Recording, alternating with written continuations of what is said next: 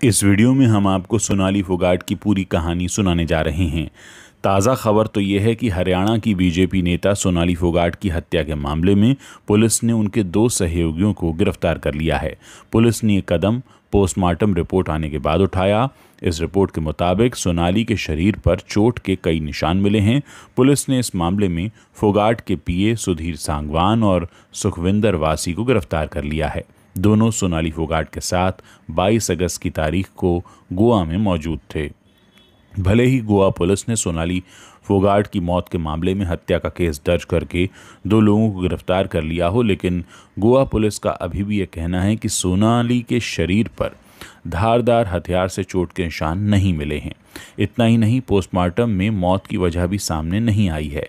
ऐसे में सोनाली फोगाट की मौत कैसे हुई, अगर हत्या हुई तो किस वजह से की गई, ऐसे कई सवाल हैं जो पोस्टमार्टम रिपोर्ट आने के बाद अब भी अनसुलझे हैं।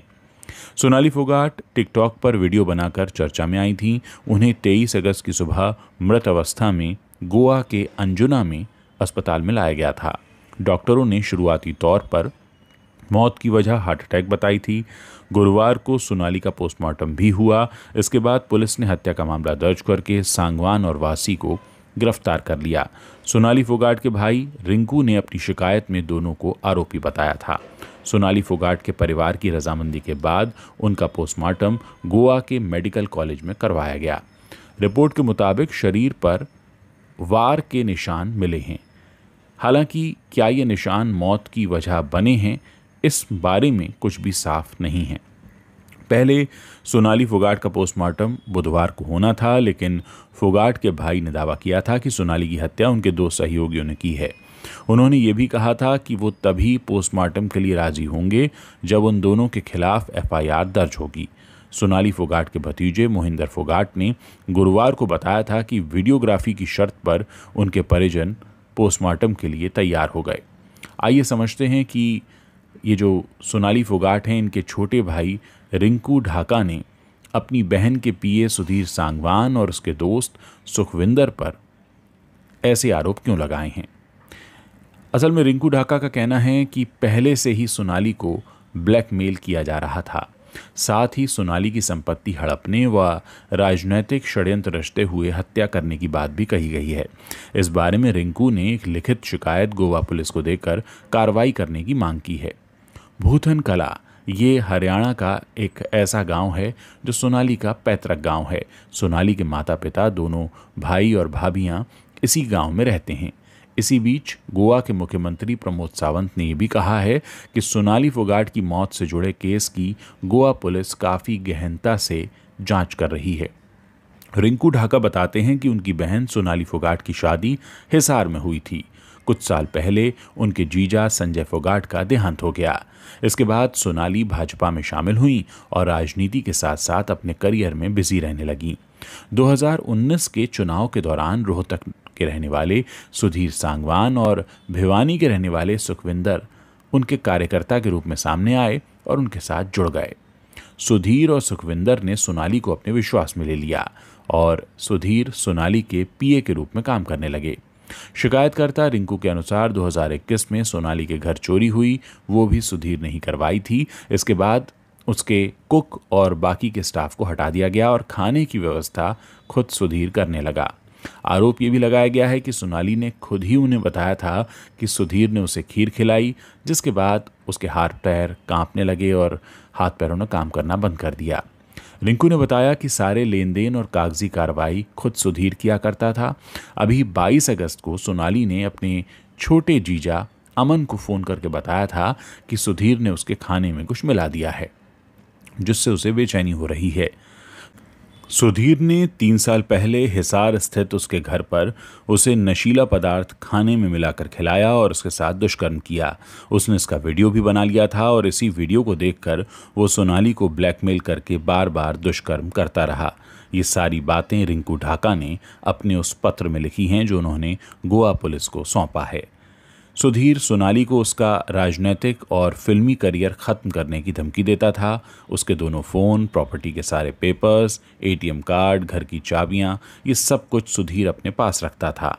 शिकायतकर्ता के अनुसार सोनाली ने कहा था कि सुधीर अपने दोस्त सुखविंदर के साथ मिलकर कुछ भी गलत कर सकता है।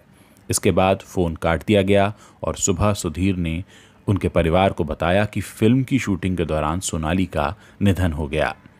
असल में सुधीर ने झूठ बोला कि गोवा में शूटिंग है। रिंकू ने बताया कि जब परिजन गोवा पहुंचे तो पता चला कि वहां तो कोई शूटिंग हो ही नहीं रही थी। उन्होंने आरोप लगाया कि सुधीर ने सोनाली की संपत्ति हड़पने के लिए और राजनैतिक षड्यंत्र रचते हुए अपने दोस्त सुखविंदर के साथ मिलकर उसकी हत्या कर दी है। उसी ने सोनाली की मौत की खबर उसके परिवार वालों को दी। उसके बाद जब कॉल किया गया तो सुधीर ने फ़ोन उठाया ही नहीं। उसने अपना और सोनाली का फ़ोन बंद कर दिया था। अब पहली बार सोनाली फोगाट की बेटी यशोधरा कैमरे के सामने आ गई है और अपनी मां के लिए इंसाफ मांग रही है। अपनी मां के हिसार स्थित फार्म हाउस पर अपनी मौसी रेमन फोगाट के साथ मौजूद हैं 15 साल की यशोधरा, जो अपनी नम आंखों के साथ सरकार से अपील कर रही है कि उसकी मां के गुनहगारों को पकड़ा जाए। यशोधरा ने कहा कि इस मामले की तह तक जांच करवाकर उसकी मां को इंसाफ दिलाना होगा। जिन लोगों ने भी उसकी मां की जान ली है उनके खिलाफ सख्त से सख्त कार्रवाई होनी चाहिए। सोनाली फोगाट और उनके पति संजय अब इस दुनिया में नहीं हैं। संजय फोगाट का 2016 में निधन हो गया था। सोनाली और उनकी बेटी यशोधरा एक दूसरे के बेहद करीब थे।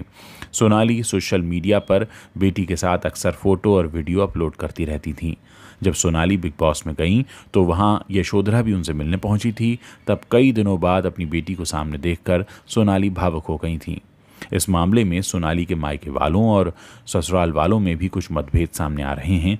सोनाली की मौत के दूसरे दिन बुधवार सुबह उनके भाई रिंकू ने पीए सुधीर सांगवान पर सोनाली का रेप करने का आरोप लगाया। रिंकू ने इस बारे में बाकायदा गोवा पुलिस को एक शिकायत भी सौंपी। हालांकि इसके बाद शाम होते होते सोनाली के ससुराल वालों ने ऐसी किसी भी बात से इनकार कर दिया। सोनाली की जेठानी मनोज फोगाट ने कहा कि हमारी बच्ची बड़ी बहादुर थी, वो एक आदमी से बहुत अच्छी तरह से निपट सकती थी और इससे ज़्यादा हम अभी इस मामले में कुछ कह नहीं सकते हैं।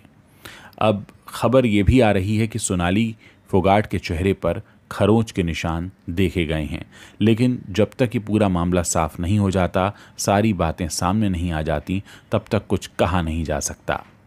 सोनाली अपने नाम के पीछे सिंह लगाती थीं और महंगी गाड़ियों और गोल्ड की शौकीन थीं।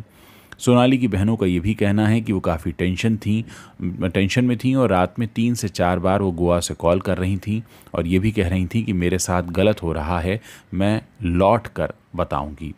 सोनाली के परिवार को हत्या का शक शुरू से रहा।